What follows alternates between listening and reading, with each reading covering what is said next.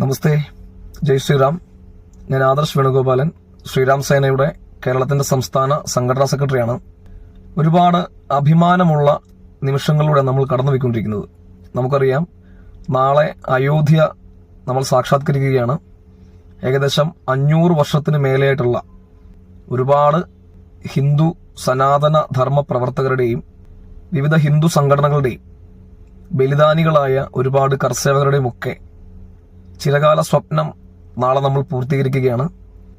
ഭഗവാൻ ശ്രീരാമചന്ദ്രന്റെ, ഭക്ത ഹനുമാന്റെ, ലക്ഷ്മണ ഭഗവാന്റെ, സീതാദേവിയുടെ പട്ടാഭിഷേകം നാളെ വീണ്ടും അവിടെ അരങ്ങേറുകയാണ്. ആദ്യം തന്നെ തർക്കമന്ദിരം, ബാബർ എന്ന ഒരു ഇസ്ലാമിക തീവ്രവാദി രാമക്ഷേത്രത്തിന് മുകളിൽ കെട്ടിപ്പൊക്കിയ ആ തർക്കമന്ദിരം തകർത്തെറിഞ്ഞ് അവിടെ നമ്മുടെ ഓരോരുത്തരുടെയും അഭിമാനമായ ഭഗവാൻ രാമചന്ദ്രന്റെ, ശ്രീരാമചന്ദ്ര പ്രഭുവിന്റെ കൊട്ടാരം അല്ലെങ്കിൽ ക്ഷേത്രം അവിടെ നാളെ പ്രാണപ്രതിഷ്ഠ നടക്കുകയാണ്. ഇതിൽ പരം ഒരു സന്തോഷം ഇനി ഈ ജന്മത്തിൽ വേറൊന്നും കിട്ടാനില്ല എന്നാണ് എന്റെ സങ്കല്പം.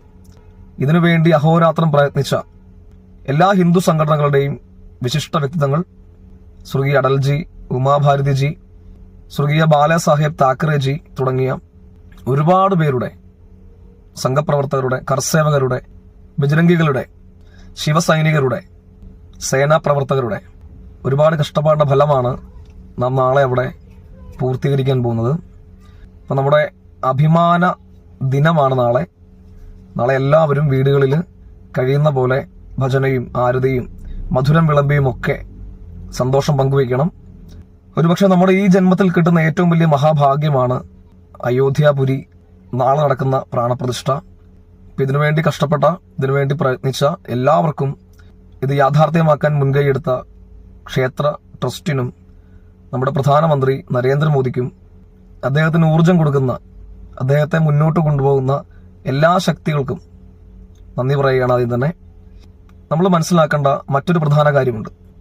സനാതന ധർമ്മത്തിന്റെ മേൽ, അതിന്റെ മൂല്യങ്ങൾക്ക് മേൽ അതിനെ തച്ചുടയ്ക്കാനായി ആരൊക്കെ ശ്രമിക്കുന്നോ കൃത്യമായ തിരിച്ചടി അതിന് കിട്ടുമെന്നുള്ളതിന്റെ ലക്ഷണമാണ്, അല്ലെങ്കിൽ അതിനുള്ള ഉത്തരമാണ് അയോധ്യാപുരി.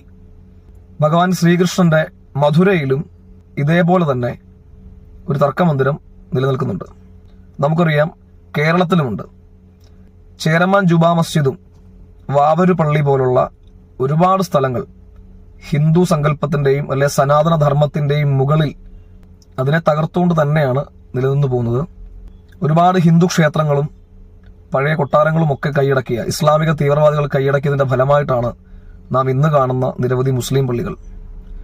മുസ്ലിം വിഭാഗത്തെ അടച്ചാക്ഷേപിക്കുകയല്ല, പക്ഷേ സനാതന ധർമ്മത്തിനു മേൽ, അല്ലെ ഹിന്ദുത്വം എന്ന മഹാസങ്കല്പത്തിനു മേൽ, ഒരു സംസ്കാരത്തിനു മേൽ അതിനെ തകർത്തുകൊണ്ട്, അല്ലെ അതിനുമേൽ ആധിപത്യം സ്ഥാപിച്ചിട്ടാണ് കേരളത്തിൽ ഇന്ന് നാം കാണുന്ന പല മുസ്ലിം പള്ളികളും മുന്നോട്ട് പോയിക്കൊണ്ടിരിക്കുന്നത് തന്നെ. നമുക്കറിയാം, വാവരു പള്ളി, നൈനാർ പള്ളി എന്ന, വാവരു പള്ളി എന്ന പേരിൽ അറിയപ്പെടുന്ന നൈനാർ പള്ളി, അവിടെ നടക്കുന്നത് പോലും ഹിന്ദുവിന്റെ, അല്ലെ സ്വാമി മണികണ്ഠനെ കാണാൻ വരുന്ന അയ്യപ്പ ഭക്തരുടെ പോക്കറ്റിലെ പണമാണ് അവരെടുക്കുന്നതും. ഈ പണമൊക്കെ അവരെങ്ങോട്ട് കൊണ്ടുപോകുന്നു? നാം ചിന്തിക്കേണ്ട വലിയൊരു വിഷയമാണത്. ഹിന്ദു സമൂഹത്തിന്റെ കയ്യിലുള്ള പണം ഉപയോഗിച്ചുകൊണ്ട് പോപ്പുലർ ഫ്രണ്ട് പോലെയുള്ള, അല്ലെ SDP പോലെയുള്ള ചില തീവ്രവാദ സംഘടനകളെ സപ്പോർട്ട് ചെയ്തുകൊണ്ടാണ് ഇവരൊക്കെ മുന്നോട്ട് പോകുന്നത്. ശബരിമലയ്ക്ക് പോകുന്നവർക്കറിയാം, അടിസ്ഥാന സൗകര്യങ്ങളൊന്നും അവിടെ ഇല്ല. സർക്കാർ ഒരു കാര്യങ്ങളും ചെയ്യുന്നില്ല അവിടെ. അപ്പോഴും ഹിന്ദുവിന്റെ പോക്കറ്റിലെ പണം പക്ഷെ അവർക്ക് വേണം. അയോധ്യ ഒരു മറുപടിയാണ്, അല്ലെ ഒരു ഉത്തരമാണ്. സനാതന ധർമ്മം എന്നാൽ എല്ലാവരെയും ഉൾക്കൊണ്ട്, എല്ലാവരെയും ചേർത്ത് നിർത്തി തന്നെയാണ് മുന്നോട്ട് പോകുന്നത്. ഞങ്ങൾക്കൊപ്പം നിൽക്കാനാണ് നിങ്ങൾ ഉദ്ദേശിക്കുന്നതെങ്കിൽ നിങ്ങളെയും ചേർത്തുകൊണ്ട്, അതല്ല ഞങ്ങൾക്കെതിരായിട്ടാണ്, ഞങ്ങളെ എതിർക്കാനാണ് നിങ്ങളുടെ ഭാവമെങ്കിൽ നിങ്ങളെ ചവിട്ടി മെതിച്ചുകൊണ്ട് തന്നെ. അതിലൊരു സംശയവുമില്ല, തർക്കമന്ദിരങ്ങൾ എവിടെയായാലും പൊളിക്കപ്പെടുക തന്നെ ചെയ്യണം. അധികം വൈകാതെ തന്നെ നമുക്കത് മധുരയിൽ കാണാൻ സാധിക്കും. കേരളത്തിലും ഇത്തരത്തിലുള്ള തീവ്രവാദ സംഘടനകളെ സപ്പോർട്ട് ചെയ്യുന്നവരാരായാലും അവരെ നാം അംഗീകരിക്കാൻ പാടില്ല. വാവരു പള്ളിയിലടക്കം ഹിന്ദുവിന്റെ പോക്കറ്റിലെ ഒരൊറ്റ രൂപ പോലും നിക്ഷേപിക്കാൻ പാടില്ല. ശബരിമലയിൽ പോകുന്നവർ പൂർണ്ണമായിട്ടും ശബരിമലയെ മാത്രം ആശ്രയിച്ച് ഭഗവാൻ മണികണ്ഠനെ മാത്രം കാണാൻ പോവുക. ഇത്തരത്തിലുള്ള തട്ടിപ്പുകളുടെ പേരിൽ, വാവരു പള്ളി പോലുള്ള തട്ടിപ്പുകളിൽ പോയി പണം നിക്ഷേപിക്കാതിരിക്കുക.